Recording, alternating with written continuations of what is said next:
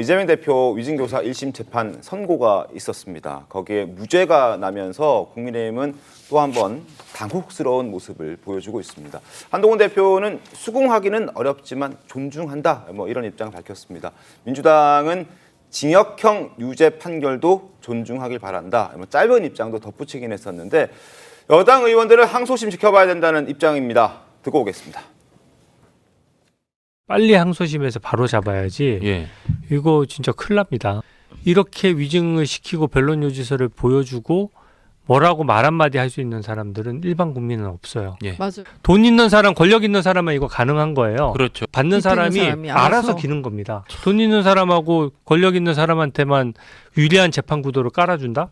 저는 이 판결에 대해서는 도저히 수긍이 어렵고 1심 판결로 정치적, 도의적 책무까지 면제되는 것은 아닙니다. 위증한 사람이 있는데 왜 그런 행위가 이루어졌는지에 대한 사실관계가 규명되지 않은 상황에서 국민적 의구심은 여전히 해소되지 않았습니다.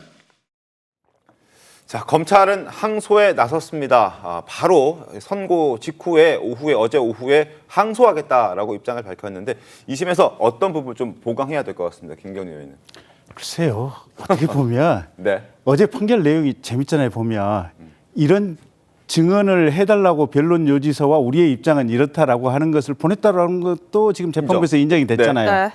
그리고 그걸 받았고 어쨌든 이 지금 김진성 씨가 일정 공소 사실 6개 중에 4개 항목에 대해서는 지금 유죄다라는 네. 것도 인정이 됐잖아요. 보면 부탁도 있었고 유죄도 있는데 네. 요게 뭔가 부탁을 얘기를 할 당시에 설마 이 사람이 위증을 할 거라고 생각을 못했다. 네.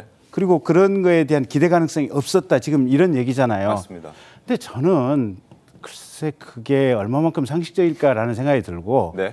그다음에 두 번째는 가장 첫 출발이 됐던 네. KBS PD와 함께 전화를 걸었을 때 지금 이재명 당시 변호사가 그 옆자리에 있었고 네. 세세한 내용을 스피커폰으로 같이 들으면서 이게 메모를 해서 줬다고 하는 부분 아니에요. 맞습니다. 그 부분과 관련해서도 그게 대법원까지 가서 결국은 이재명 당시 변호사 유죄 판결을 받았었잖아요. 보면. 네. 그리고 KBS PD도 유죄 판결을 받았잖아요. 네. 그 대법원까지 가서 확정되어 있는 사실관계를 전제로 봤을 때 네. 그게 그 사실관계를 사실상 뒤집으려고 하는 의도에서 뭐 억울하게 당했다 뭐 어쨌다라고 하는 이게 어떤 토론회 자리에서 주장들이 실은 보면 진실에 바라는 어떤 사실관계 맥락의 흐름 속에서 얘기가 나온 거 아니에요 보면. 그래서 저 부분은 네. 항소심에서 그렇게 많이 심리할 사항이 있다 이런 것보다도 어쩌면 사건을 바라보는 평가, 네. 증거 관계와 사실관계를 기준으로 여기에 대해서 죄를 고의라고 하는 것을 인정할 수 있느냐 없느냐에 대한 평가 판단의 문제 이 부분이 항소심에서 변화가 있을 것인지 없을 것인지 이 부분이 가장 핵심 아닌가 싶습니다. 검찰이 충분히 논하지 않더라도 네. 2심에서 바뀔 수도 있다. 저는 그렇게 보고 있습니다. 바뀔 가능성 또 높다. 이게 높은지는 모르겠지만 충분히 있다라고 보고 있습니다. 충분히 있다. 네. 알겠습니다. 어떻습니까, 유재 변호사?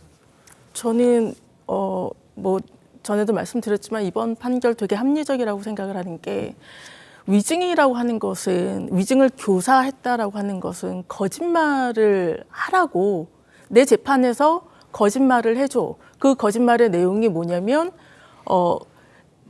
공소장에 적시된 거에 의하면 KBS와 김병량 그 전 시장 사이의 어떤 협의에 의해서 이재명을 주범으로 몰고 그 최철호 PD는 빼주고 뭐 이런 식으로 협의하였다. 그렇게 해주면 내가 억울한 게 맞으니까 이 대표에 그렇게 했냐라는 건데요.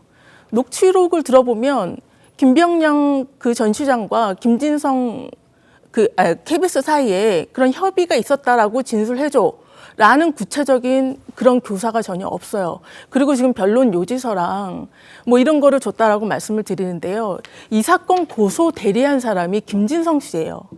그러니까 당시 김병량 성남시장을 수행을 하면서 고소 대리를 했기 때문에 KBS 관계자와 그다음에 최철호 PD와 그다음에 이재명 대표를 같이 고소를 했던 고소 대리인이기 때문에 이 사안의 고소 취소 여부라든가 진행에 대해서 잘 알고 있었던 사람이거든요. 네. 그런데 이 사건이 2002년이다 보니까 2018년도에 이게 문제가 됐잖아요. 그리고 거의 한 20년 전 사건인데 그러니까 기억의 문제라는 기억의 문제. 거죠. 그래서 변론 요지서라든가 그것도 그 당시에 본인이 억울한 부분을 이야기를 하면서 그 당시에 있었던 분당 파크뷰 특혜 분양 사건이라든가 당시 KBS가 다큐멘터리를 내보냈던 수달이 실질적으로는 야생 수달이 아니어서 취재 윤리에 어긋난다라는 것이라든가 이런 부분과 관련해서 이재명 대표가 당시 성남시와 KBS에서 어떤 공공의 어떤 적으로서의 어떤 그런 대우를 받고 있었다라는 점, 이런 부분이 변론 요지서에 나와 있었기 때문에 기억 환기용으로 제출을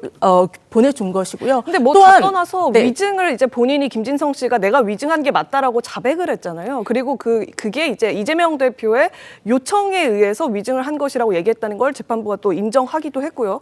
근데 이제 위증만 유죄고 교사한 건 무죄다라는 게 조금 납득이 안 간다 이런 얘기들이 많은데. 네, 충분히 그렇게 이해하실 예. 수 있습니다. 일단 이재명 대표는 변론 요지서 말고 당시 본인한테 불리할 수 있는 판결문까지 보내서 기억을 환기시켰고요. 그다음에 위증을 교사를 해서 내가 위증을 했다라고 하는 것은 김진성 씨의 입장인데 결국 김진성 씨는 자백을 했잖아요. 네. 이 자백을 믿을 수 있느냐 없느냐까지 판단을 했어요. 네. 실질적으로 자백 자체가 못 네, 믿겠다. 자백 자체를 예. 못 믿겠다라고 하는 것은 김진성 씨가 이 재판에서 본인이 자백한 내용과 배치되는 내용에 또 진술을 해요. 네. 그 부분이 무죄가 나온 거예요. 예를 들어서 당시 분위기가 뭐 이재명을 몰아가는 분위기였다라는 부분, 이런 부분에 대해서는 그대로 진술했기 때문에 위증이 아니다라고 인정이 된 거죠.